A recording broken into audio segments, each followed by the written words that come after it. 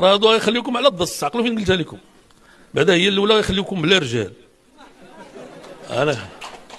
انا كنعلمكم، وغيخليو بناتكم بلا زواج. ها انتم عقلوا فين قلتها لكم. دابا راه قال لك واحد القضيه. شنو قال لك؟ قال لك علاش هاد المراه هادي ملي كتفيق الصباح وهي خدامه طيب عجن صبن ما نعرف شنو، والراجل ما كيخلصهاش.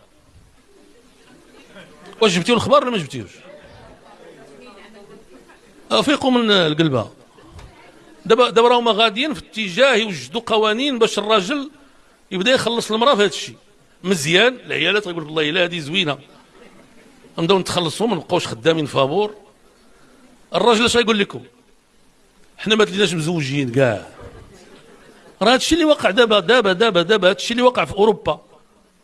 الرجال ما تلاوش بغاو يتزوجوا مع العيالات، الرجال ما تلاوش بغاو يتصاحبوا مع العيالات، الرجال ما تلاوش بغاو يشوفوا العيالات. تيقوني ما تيقونيش دخلوا الانترنت تشوفوا هذا الشيء. والعيالات ملي تيكونوا باقيين صغار وداك الشيء تيكون عاجبهم الحال، غير تيديروا ديك 30 عام 40 عام كتشوف راسها بقات بوحدها، لا راجل لا ولاد لا اللي يونسها، اما كتجيب كلب اما كتجيب قطه اما كتجيبهم بجوج. واش دابا هذا الشيء والله الا هذا الشيء كاين دابا في المغرب، وانا نقول لكم كاين حتى في العائله ديالي بنات مساكن ما تزوجوش، اللي جايبه كلب اللي جايبه قطه اللي جايبه باش يتونسوا. فهمتيني ولا لا؟ لان دابا الراجل سمحوا لي، دابا الراجل ملي تقوي عليه في الاخر غادي يهرب وغادي يحل المشاكل ديالو كيف ما جبر.